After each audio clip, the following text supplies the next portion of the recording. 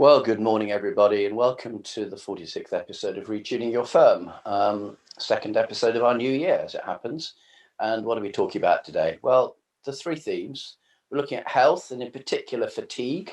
Right, welcome back, Sarah Hattam, who, if you may recall, gave us a fantastic sleep manifesto a couple of months ago. We're looking at the whole area of stress, and in particular, what you might call remote stress, and which isn't an area actually which has probably had as much what should we say, exploration research as others, but it's going to be a very significant issue, I think, for a number of firms, because the idea that everyone's going to go back into the office permanently full time, I think, is for the birds. And clients, at the end of the day, they're the only people who really matter, because that's the only place I'm aware of you actually make money. If you borrow from the bank, you've got to give it back, unfortunately. So what are your clients doing? And Helen Blake is going to come and talk a bit about that. So let's just run through again who's talking. So Helen will be the chief executive of Future Curve, a small consultancy business. Like many consultancy businesses a year ago, all of a sudden, whoops, what's next? And she was saying a minute ago that she's now busier than she's been in years. And that's been very much around the way she's thought about client needs. And she's going to be sharing her story with us today, which should be really interesting. Dr. Sarah Hattam, GP, heavily involved in the vaccination program, but also all her regular duties, taking time out today to join us, which is awesome. And her topic today is fatigue, something that maybe some people are kind of aren't aware of how tired they really are. It's just you keep on going and suddenly, whoops. And then Duncan. And maybe in a way there's some sequence here, because sometimes what does the fatigue lead to is stress and burnout and a whole bunch of other nasty things. And Duncan, psychologist, is going to talk a little bit about that. Again, he is expert in negotiation, but actually negotiation really matters, because if you are actually thinking about somebody who has a stress issue, then you are negotiating with them in practice, because you've got to engage with them. So let's just hear from that one. Francesca, welcome as always. Anchor tenant, lovely to see you. And as you were saying a minute ago, I think you've met some really interesting people through the year, and we're going to continue to generate some, I think, interesting people who are really going to take people slightly out of their comfort zone, just slightly beyond the normal space, just trying to explore some ideas in a safe way.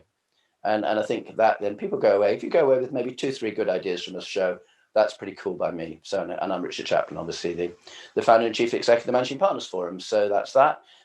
What happened last week? We had two guests, if you recall.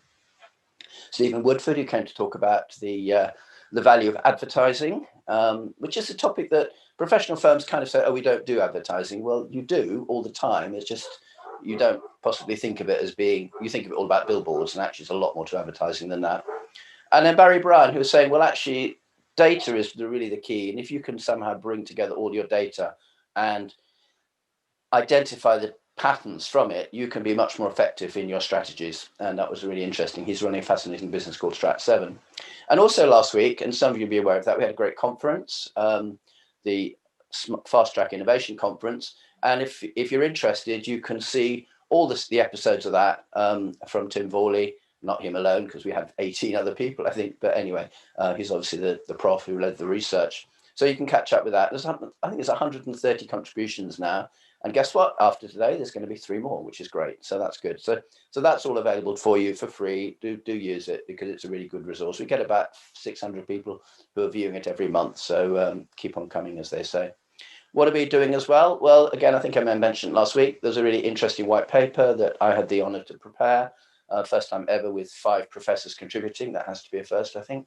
But this is the one that really picks out the key themes and strands behind our very important message, which is that any business challenge will benefit from being approached through a design thinking. And what does that mean in practice? And this tries to sort of spell it out. So again, that's available. So do have a look at that.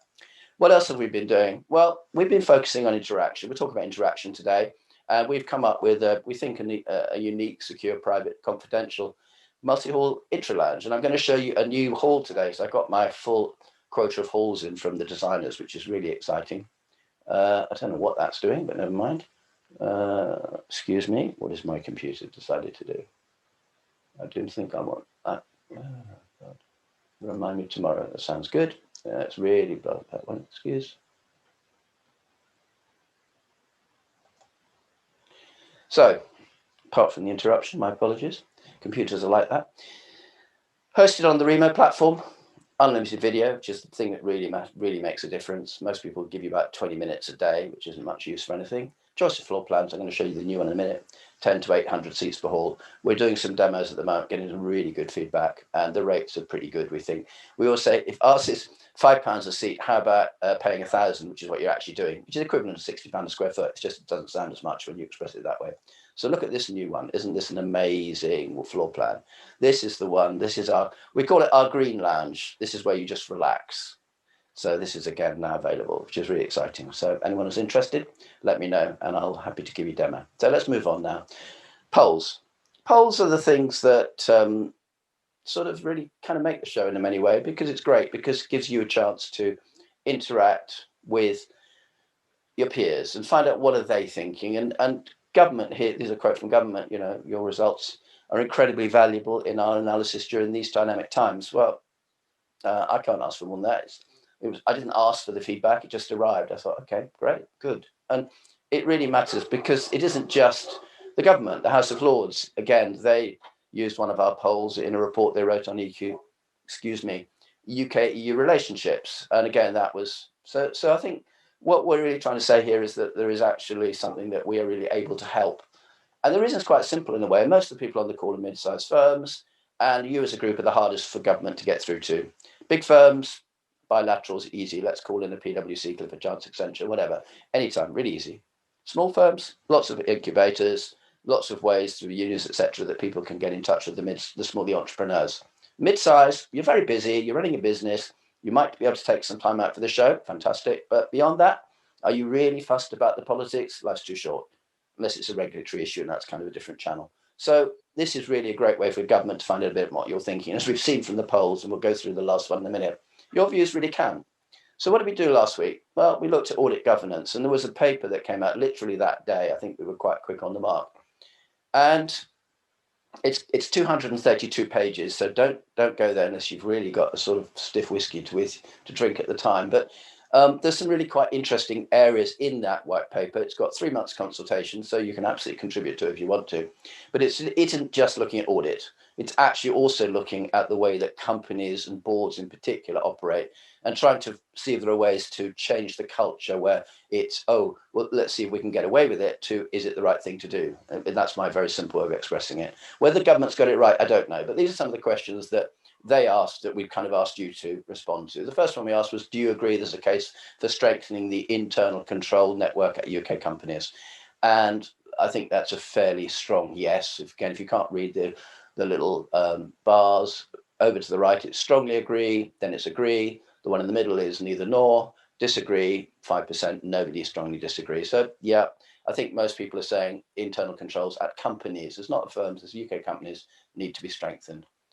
What about auditors? When auditors say that they're concerned about this may be an oxymoron, audit innovation. I'm sure that's the wrong thing to say. Francesca may have views on that, but to what extent are actually auditors concerned about exposure to litigation constraining innovation?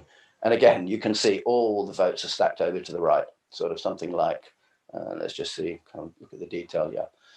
16% strongly agree, 63% agree. That's pretty convincing, I think. That kind of then takes you to a broader issue, and I used to do auditing when I was at KPMG, it was called Pete Marwick then, yonks ago.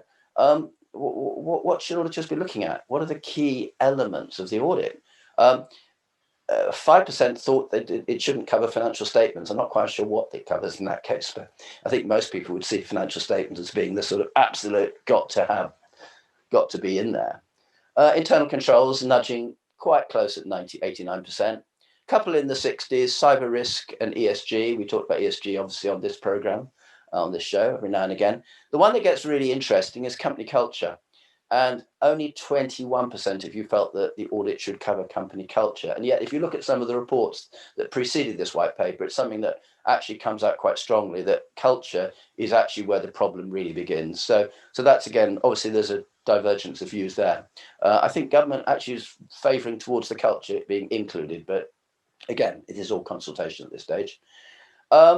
The main remedy that government has suggested is what's sometimes called managed share audits, which essentially means you have two firms who are doing the audit, but it's not joint in a legal sense, but they are sharing it between them.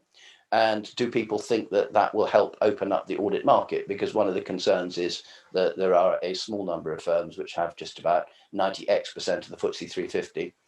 Well, nobody strongly agreed with that, but 53% agreed, and 20% disagreed, with 25% not quite sure. So there is, again, looking at the commentators, you can, in the media around that, there are a number of people who look at it. When you then follow through to the follow-up questions, okay, let's assume that happens. What sort of share should a challenger firm actually carry out, assuming obviously satisfactory vetting period and stuff like that? And again, there's a group of 20%. There's probably the people who said no to the other one, who say, okay, 10%. Nobody said less than 10. That's something, because below that it's obviously kind of nominal. And there were 21% who said more than 30. The balance, 60%, were between 20 and 30. So we'll see. Government kind of said 5% would be too little, 30% would be a good number if you look at their white paper. But it's in that sort of ballpark. So again, obviously, you as a group aren't dissimilar to that.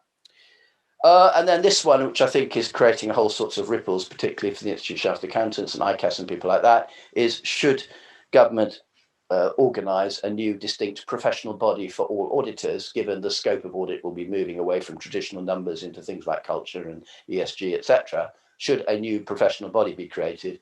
And you as a group felt that should be the case, with something like 70% saying they agreed, 11% disagreeing, and about 20% not quite sure.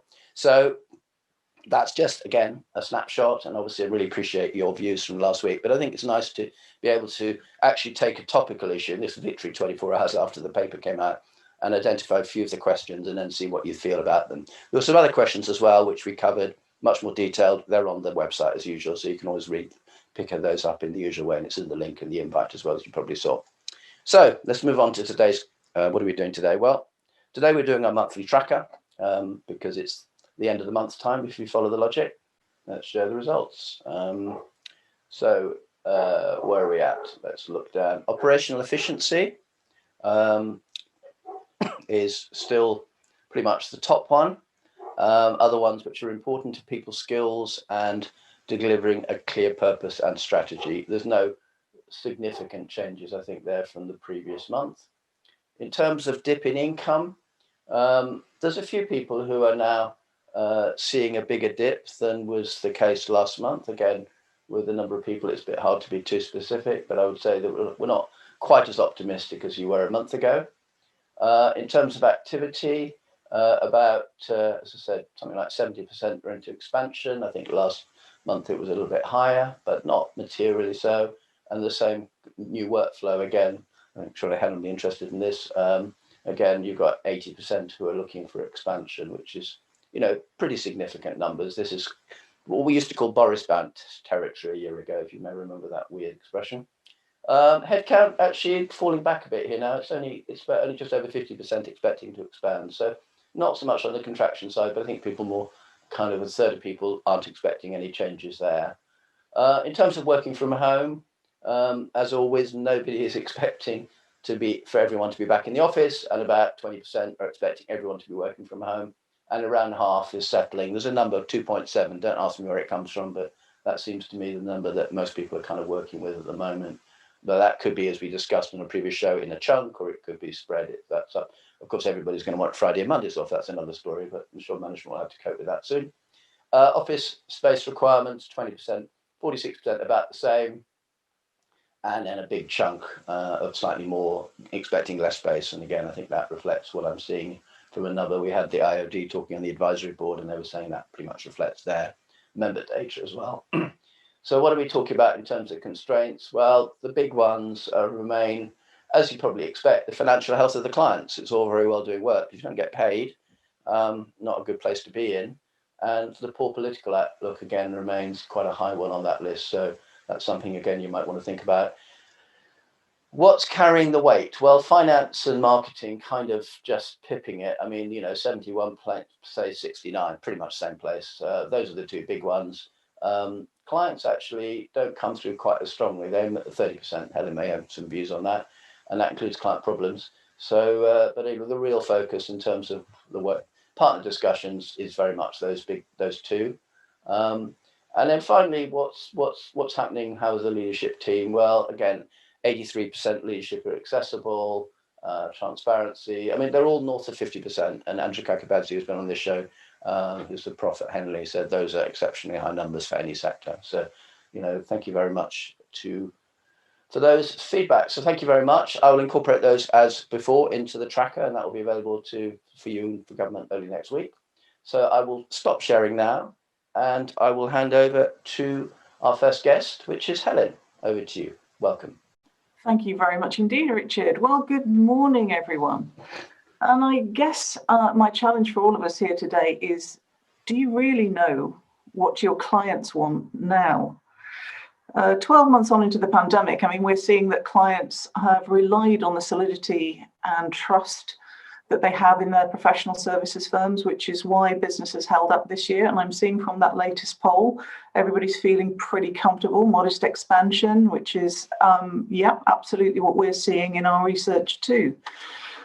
And what we're seeing in our research is that certainly over the last 9 months, the pandemic is changing behaviors. And I think it's happening because digital is enabling us, clients, to become, or Gartner call it the everywhere customer. So let's call it the everywhere client.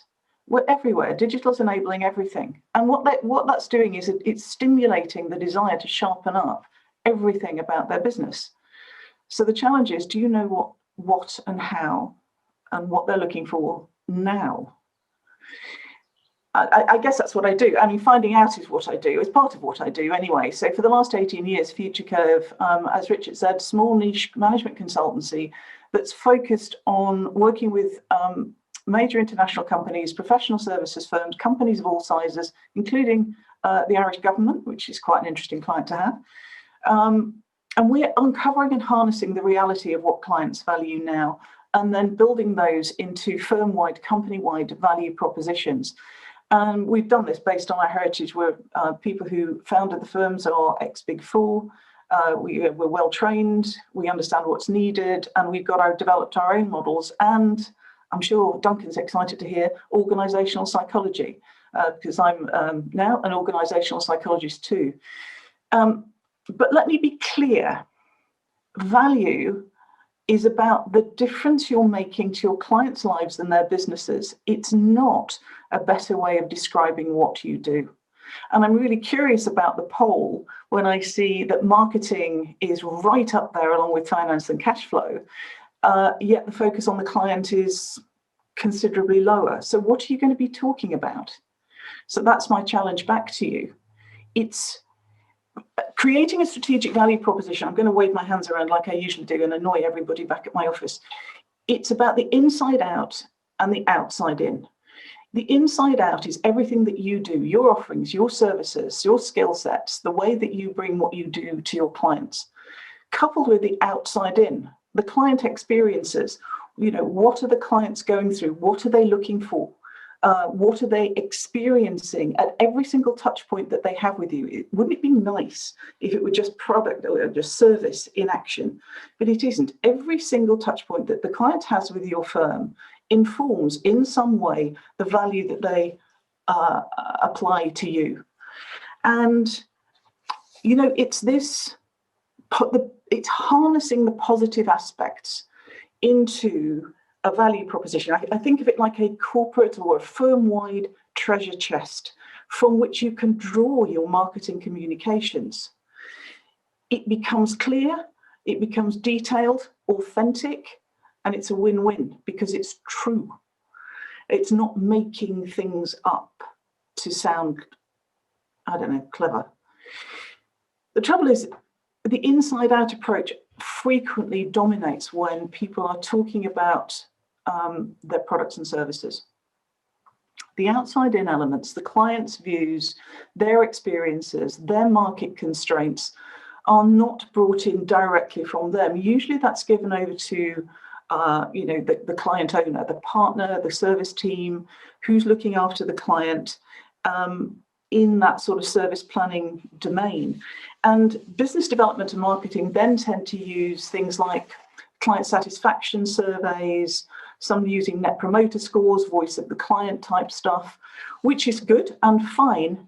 And they tend to use metric-based scoring systems, and they tend to use questions defined by you. I get why. Numbers are very comforting.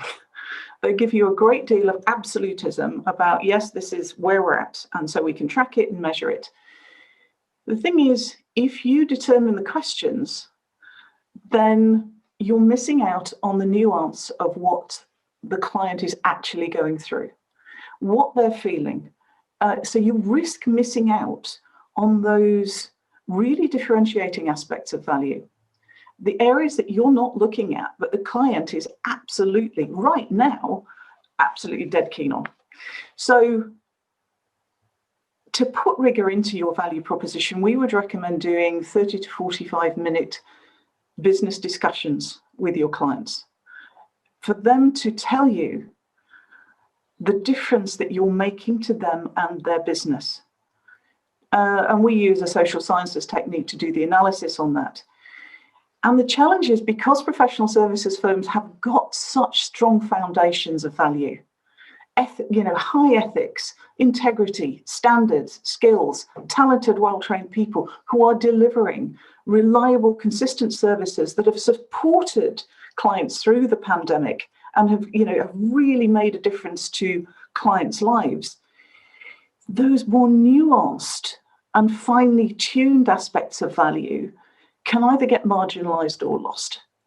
And clients want to understand explicitly the difference that you're going to make. Richard has spoken every single week in his 7 points, and one of those is listening. He really has talked about listening, and I passionately agree with that point.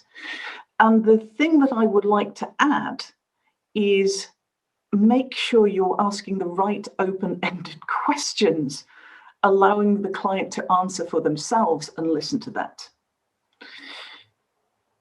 Having a refreshed value proposition, frankly, is absolutely essential right now. The research is showing that clients who have come through the pandemic are feeling battered, fatigued. I know Sarah's talking about fatigue, so that's going to be fabulous. And they've sharpened up. It means that they are really significantly looking for digital enablement, new business models, different ways of taking their business to market. And this is including their whole ecosystem, which of course includes their professional services advisors.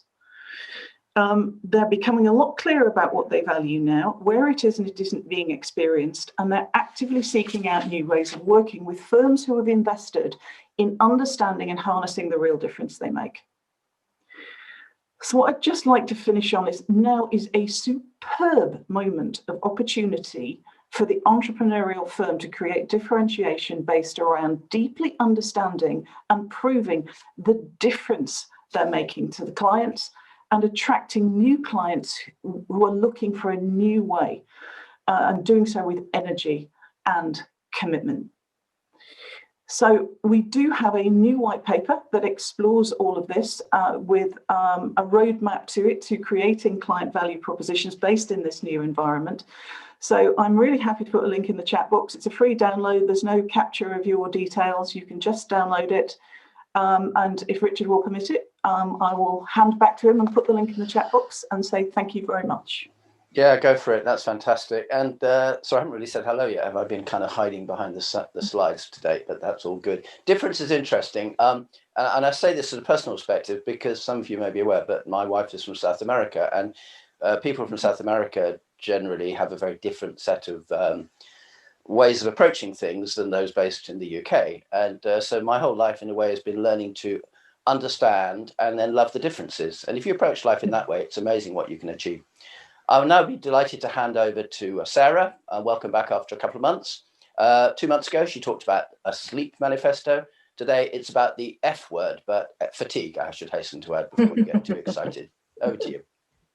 Thank you very much, Richard, and thank you for inviting me back on. Yeah, as Richard said, I'd like to address this F word this morning because both in my practice, my medical practice, and with our corporate clients, we're seeing a a profound and pervasive fatigue at the moment. Dr. Hans Sale, who was an endocrinologist, described something called gas. He wasn't referring to the after effects of a curry from your local takeout. I'm talking about the general adaptation syndrome. And this comprises 3 distinct phases in our body's response to stress. So we can all relate to the alarm phase, faced with a sudden existential threat, we get a surge of stress hormones and a burst of energy. And that was very much part of the national experience at the start of lockdown 1.0. And most stress is short-lived. But whenever stress continues without pause, without break, as we've had, we enter the second phase in the general adaptation syndrome. And this is one of resistance. We try to carry on regardless, and to a degree, we might think we're coping, but our body tells a very different story. Because our blood pressure goes up and stays up, our heart rate rises, our blood sugar levels creep up, and our ability to fight infection is seriously suppressed. Not great in a global pandemic. And eventually our defences become overwhelmed and we slide into this third phase of the syndrome: persistent fatigue, exhaustion, maybe even burnout. We get brain fog, poor concentration and memory, a sense of ennui, procrastination, lack of productivity. Does this sound familiar to anyone? But how does being cognizant of the theory about prolonged stress actually help us to retune our firms to fire on all cylinders post-pandemic?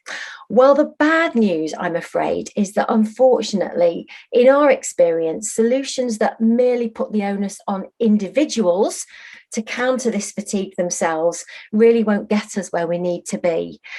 So slapping a lunchtime mindfulness session on the agenda in the name of well-being is not going to cut it. We have to look at organisational ways of working, which often perpetuate workforce fatigue. This is exactly what we do at Concilio Health. We give firms the data to show them what is really driving and detracting from the well-being and therefore the performance of their people, and we work with them to fix it. But there is some good news, and I'd like to share 3 really practical tips this morning to help us to begin the ascent out of that post-pandemic fatigue trough. So the human brain accounts for a mere 2% of our body weight, but at any one time when we're awake, it's using 25% of our body's available energy. So what we put in our mouths has a really profound effect on our cognitive performance. And we've evolved with literally trillions of health-giving bacteria that colonize our lower bowel. And like all pets, they need feeding. And one of the issues with the beige, bland and boring typical Western diet, I'm thinking rice, pasta, spuds, bread, cereals, especially the white processed versions of these, is that by the time they get to the lower bowel, there really isn't any fibrous residue for these little chaps to chomp on. And so you might have heard perhaps of the gut-brain axis. We all know that we need to be that little bit closer to the conveniences if we're in a high-pressure situation, a pitch, a presentation, a job interview. So we kind of know that our brain talks to our gut, but our gut also talks to our brain. And this crosstalk seems to be heavily influenced by signals from the various strains of these good gut bugs. And it has a real impact on the areas of our brain that are involved in regulating our mood, our higher cognitive functions, and our mental sharpness. So one quick tip to counteract fatigue is to give these old friends, if you like, more plant-based foods to feed on, dialing up the fruit and vegetables, the nuts, the seeds, the fish, the whole grains, and dialing down the sugar and processed foods. And it is possible to significantly change your gut microbiome, the proportions of these different good gut bacteria, in just 2 weeks by de-stressing your diet in this way. Next thing, have you ever got into your car at the end of a busy day and had to readjust your driving mirror? Even though when you parked up in the morning, it was in the perfect position? The reason for this is probably dehydration. Our brains are 60% water, And adequate hydration is another must for brain function. So much so that our bodies have become incredibly adept at reappropriating water from elsewhere whenever we're in negative fluid balance. So at the end of a busy day, perhaps when you've drunk mainly tea or coffee, your body will steal water from the intervertebral discs, those little shock absorbers that sit between your spine bones. So you'll end the day that little bit shorter than you started it. Don't worry, it does reverse. But the first sign of dehydration is often fatigue rather than thirst. And as we get older, particularly, our thirst response gets blunted.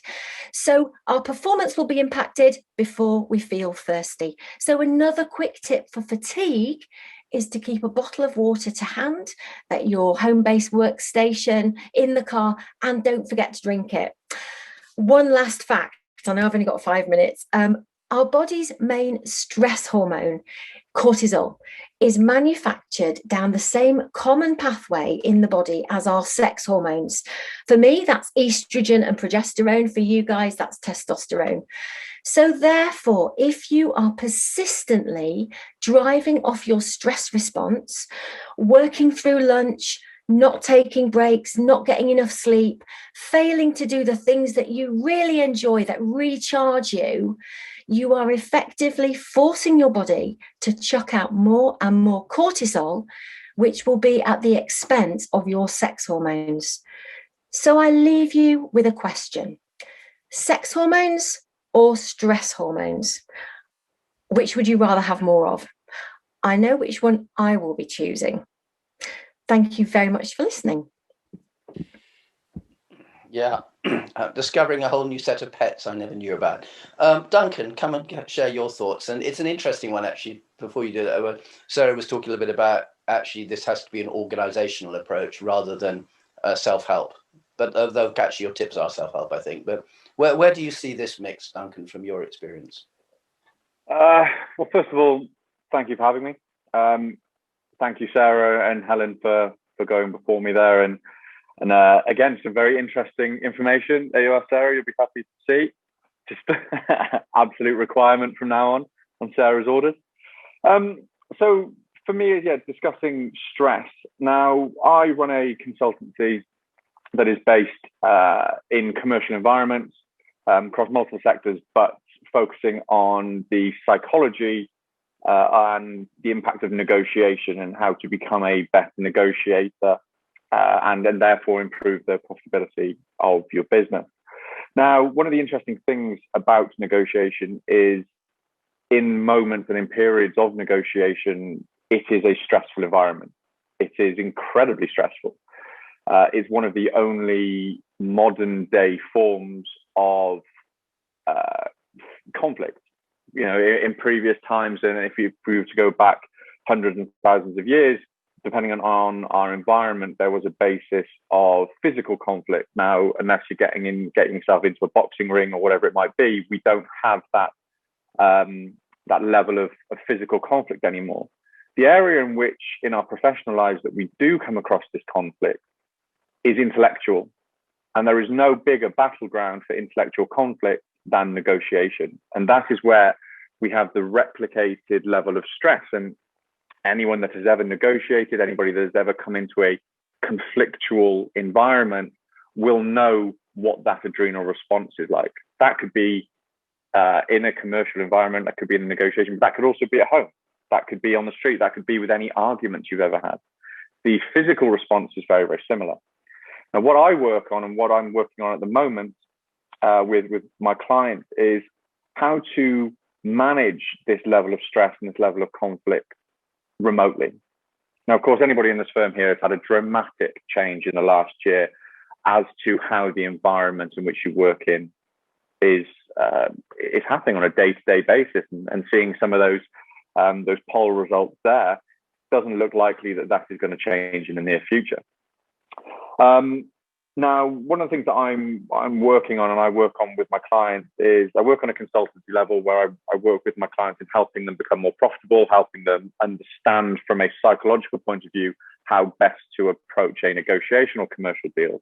The other side is coaching and I work with teams and one-to-ones and groups as far as coaching is concerned in how to better understand from the top down your own employees, but not only that, how to better understand your external parties. Once again, a huge amount, and Sarah, I'm sure you'll attest to this, what we go through when we go through some stress or we go through a stressful environment is an adrenal response. You have the stress hormone there, as you mentioned, cortisol, and that's released into your body. And that's released out of us as human beings in two ways, through verbal reactions and non-verbal reactions. And what's really important from a management point of view and from a conflicting point of view, if you are to mediate this and if you are to manage what's going on, is to start to be able to notice those signs. Start to be able to look at your employees and start to look at the teams initially. What's changing with them? What's happening with them? What are you identifying or not identifying that your employees need? What we need to be able to deliver from the top down in a business is a level of satisfaction to our employees. Not only does that increase productivity, but it also increases things like employee retention. Now, understanding your employees and having a psychological understanding, whether it be through education or be through something you want to do yourself or self-improvement, Forbes state that 96% of employees need to feel some form of empathy. They need to feel that their management, their business understands them. What we're going through at the moment globally, there has never been a greater time of overall business requirement to show and manage your empathy. The problem is that less than 5% of businesses try and invest in ensuring that the top line down understand it. If you're going through periods of stress, of course, everybody is at the moment working from home, it's about being able to use this, show this level of empathy in order to develop trust. And then we go back to what Helen said about listening. It is imperative.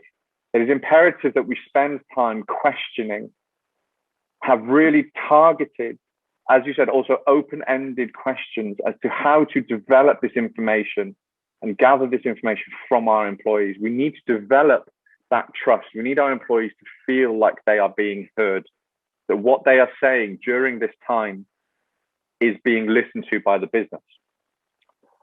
When it comes to conflict, which again is a weird and unusual environment to be in, certainly as we are now virtual, is managing things like opinions, managing differences, managing change. I'm sure everybody on this call has had some sort of email which seems passive aggressive, finished off with kind regards. Well, it's managing and understanding what is really being said there and how to best employ different strategies throughout your business to resolve and mediate those levels of stress and conflict.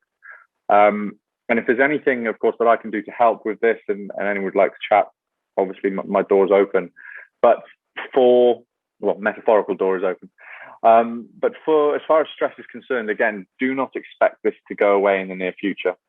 The things are, as far as the world is concerned, we are paying more attention to mental health now.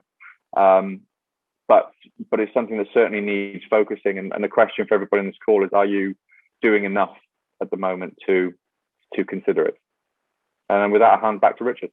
Thanks very much. And over to Francesca, I think. There's been a really interesting conversation today. The little pets I didn't know about in my gut and other things emerging. So over to you. What do you think? Thank you, Richard, and thanks for all the speakers. There was such a lot there. I am feeling a little bit tired, actually, Richard. All the stress the discussions just reminds you just how much everyone has been through in the last year and what you can do in relation to that. I also went and got myself a bottle of water because I was feeling a little bit bad as I've been drinking coffee since about 6 o'clock this morning. I think there's a couple of things really stood out for me there, and let me just sort of pick up just some bits that made me think in addition to all the great information. Helen's, I do recommend that future curve white paper. Looks like there's some very interesting material in there.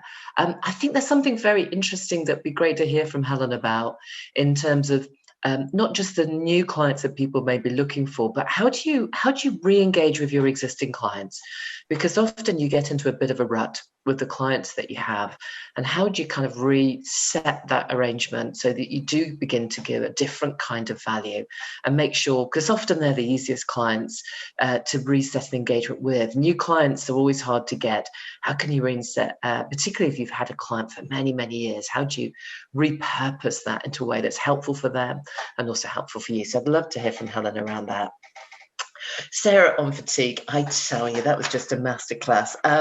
But I didn't know the bit about the dehydration making you shorter. I guess I should have known that. But there's also something incredibly powerful. I think many people who coped incredibly well with lockdown 1 and lockdown 2, depending on which part of the world they're in, and lockdown 3 if you're sitting in continental Europe, I think that move from adrenaline-fueled amygdala response, reptilian world into I'm just really tired. It's been utterly really, really obvious over the last few weeks. A number of people I've spoken to who've just gone, I'm just tired. It's just almost relentless and resilient. So lots of great tips, but also how do we really change that? And oh my goodness, the bit that made me laugh, but also is probably the best tip ever. How many people do you know who have done a mindfulness session as their way of trying to be sure that their employees are okay? I think we've been guilty of that too. That's sorted it there, and that's all done. That mindful minute, that will deal with it. That's such an important part as we move towards a new way of working and a hybrid way of working, and whatever that new virtual world will look like. How do we make sure that we're building in an ability for people not to burn out? Because I think that is a real risk, particularly in professional services. You're sitting at your laptop, you're spending 7 or 8 hours a day on calls, you're not going outside, you've practically got rickets because you haven't seen the sun for so long. Something really important there about how do you build in that. And last but not least, the whole piece around how do you manage your negotiations and your thinking alongside that stress bit. Some really thoughtful pieces there that we had from Duncan. So I'm sort of sitting here going to drink a little bit more water, Richard, and just hear from everybody else for a moment. Fantastic. Well, I think you've done my job for me today even better. So Helen, the issue about how do you, again, going back to what Francesca was saying, your existing clients, how do you kind of re-energize those relationships? I think you can use whatever reason you want, but the first thing, honestly, I would do is pick up the phone, not the Zoom, not some sort of formal thing, and re-engage at a human level and say, you know what, we've come through it, chaps. We've done this together, and I think we've learned a lot, and we all know things are changing. We at the firm are going to invest in realigning what it is that we do, making sure that we're delivering the kind of value you're looking for. We're going to employ a third party, so there's no embarrassment. It's all anonymous, and I really, really want you to contribute so we can start to understand what it is that you're looking for, what it is that you value from us. We talk about value as being made up of rational things, emotional things, and socio-political things. So rational being the usual stuff that businesses measure: tangible, profitability, reduction in whatever, increase in retention rates. And we measure all of these things because that's good and grown up in business. There's also those emotional things, which I think we're examining quite a lot today, which is fantastic to hear, which is, why do people trust you? Why do people like you? Why are you easy to do business with? So there's all of that sort of stuff. And then there's the socio-political one, which is very interesting, especially if you're dealing with people in larger organizations. And what I mean by socio-political value is, how do you make them look in their organization? This keeping up with the Joneses idea. Are they going to get promoted? Are they going to get their bonus this year? And all of these things need to be uncovered. And it's quite tricky to ask the emotional and socio-political ones yourself. I'm not saying that you don't have great relationships, but it needs that neutral third party, because you can't go around saying, why do you like me? I mean, it's just, especially if you're British, it's just not happening. It's much easier to introduce it, re-engage, say we're committing, and get a neutral third party to do it for you. That's my top tip. Fantastic. Perhaps bringing Sarah in now, and I'm really interested in this sort of this idea of mindfulness waste of time. Well, no, you can quite put it that way, but it doesn't achieve your objective. So what might be the tips to management? What are the things that the leaders should be focusing on? I think with Concilio Health, we're absolutely trying to call this tokenistic approach to wellbeing, where organisations want to do something, so they put, they do exactly that. Just a one-off example, but we see it across the board. And the fact is, I think you've got to take a three-layered approach to organisational wellbeing. You've got to, yes, exactly what we've done this morning, give individuals the tips to actually manage their own health, their energy, their well-being better. But if you stop there, you've so missed a trick. We have to look at the ways that teams work, the ways that the whole organisation works, and actually organisations often like to look down the road, look across the sector, see what somebody else is doing that looks innovative, that looks fun in the well-being space, and they just want to cookie cut that.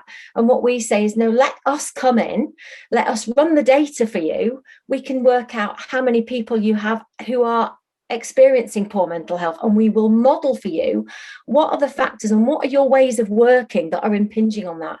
So sometimes it's, in low control environments like a contact centre, it's about giving employee voice as much as you possibly can in autonomy. In other organisations, it might be the pace of change, it might be the level of manager support, but we're taking a holistic view of ways of working and well-being, but basically driving to performance, because well-being is the word on everybody's lips, especially coming out of the pandemic. But we've got to move away from this sort of whopping a bit of lipstick on the pig, still expecting people to work in ways that honestly are not in line with the way that we're made physiologically. And just putting on an at-desk massage or a yoga session or a free fruit Friday, utter rubbish, doesn't work, doesn't drive any improvement. So as I've gathered, I have quite a strong view on that, Richard. But that's the reason I started the business, really, because I saw so many executives, high-flying professionals landing up in my surgery with issues related to stress and poor mental health. But actually, when you unravelled it, work was a huge part of the issue. So I thought, look, I just have to get higher. I have to get higher up the value chain here. I need to get into organisations with some of the latest evidence and science about how bodies and brains function best, because it's there. And when organisations align themselves to work in those ways, they get. But then you see a headline like David Solomon this week from Goldman Sachs, which I personally found sickening. But anyway, there we go. Yeah. Yeah, and another one that we picked up recently was KPMG, who lost Bill Michael as their chairman, because he was telling people to stop. I don't know exactly what he said, to stop being sort of fussing around. I mean, how do you apply that, just picking into your own profession for a second? I mean, are doctors paragons, or do you also have the same issues in your own profession around? No, I think we do have the same issues in our own profession. I think medicine and the medical specialties and allied health professionals, they attract, I think there's a huge sense of vocation about those jobs. But what we know is where people have and there's a lot of discretionary effort that I'm not saying that there isn't across other sectors, but what I think we see is where there's a mismatch between the ways of working in an organisation, say in an NHS trust or a practice, and the way that person desires to work, really wanting to do their best. We start to see what's called moral distress emerging, and that is a specific risk factor for fatigue, exhaustion and burnout as well. So I think that at the moment the levels of burnout amongst my colleagues are pretty high, really, and there's been some national initiatives put in place to support doctors in difficulty. But it does all drive back to ways of working, actually. So thanks very much, Duncan. Just bringing you in here in the last few minutes. I mean, what's the sort of your sense from the organisational perspective? I mean, where do you find you can add most value? So there's a couple of aspects for me. Obviously, my specialty is negotiation and the psychology behind it, and increasing the profitability of businesses and just affecting that bottom line. So for me, there's that side, but also there is the coaching element for me, and it's that helping people improve, and the personal development and developing that better understanding for me. And I think that's why forums like this are so important. It's because, you know, we've got 40 odd people on this, but if there's a few light bulb moments that people come away from, they're moments that people will remember forever. Next time somebody thinks, you know, maybe potentially somebody off this call thinks they're going and spending half an hour on a mindful session, is that going to have the effect that they think it's going to have? Or is actually, you know, after listening to Sarah, they're actually understanding that there is more that we need to do to it. There's more aspects that need to be taken into consideration.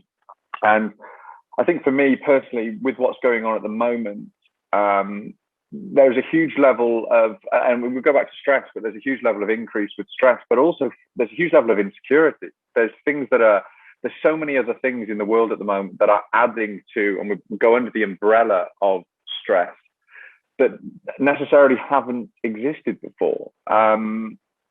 There's been a dramatic increase in the number of people that fear for their job, and have been over the last year. That therefore has increased levels of stress. Now, whilst spending some time trying to make people focus on well-being and mindfulness, if you're not getting to the root of the problem and they don't understand what is actually affecting people at that time, it's very difficult to address those causes rather than addressing the symptoms. So for me, it's one of those things, is identifying and working with teams in order to help those people. And each business is different. Every team within a business is different, and it's about having a tailored and understanding approach. And personally, that's what I've spent my last year, I suppose, or last couple of years focusing on. That's fantastic. Francesca, do you have a last word? Because we're kind of getting to that point, sadly. It's been a really good session today, I think. It's been a great session, actually. I've really, really enjoyed today. I suppose the last thing is there's been some amazing tips from all three of our panelists today, and I think we should just sort of maybe just sit down with a glass of water and have a little think about how we can introduce those. But I think in particular, there's something there around how we can use that whole reset idea, both in terms of our own physical health, but also in terms of what we're looking to do for our clients. So great panel. Thank you very much, Richard. No, pleasure. And as always, the full panel session will be up on the forum website in about a week's time. So if you've missed any of those tips, or you came in late, or you want to just hear them again, because there was some really interesting presentations today, that's great. It's only really raised me to say, I hope you found today valuable. And as we say there, we're back in a fortnight with Dominic Holder from London Business School and some other interesting guests. And in the meantime, I hope you all have a happy Easter. And thanks for being a great audience. Bye for now.